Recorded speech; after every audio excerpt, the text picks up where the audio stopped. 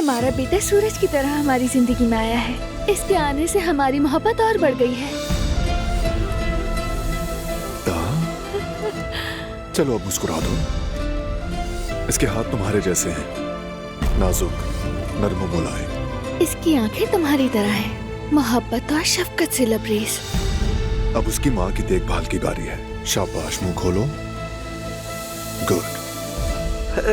जरा इस लिस्ट को देखो, कुछ कमियां ज्यादा तो नहीं? ये क्या है दादी जान? दिलान के लिए सब खरीदूंगी ताकि उसे ताकत मिले। मुझे इस बारे में क्या पता? कदर, कहाँ हो तुम?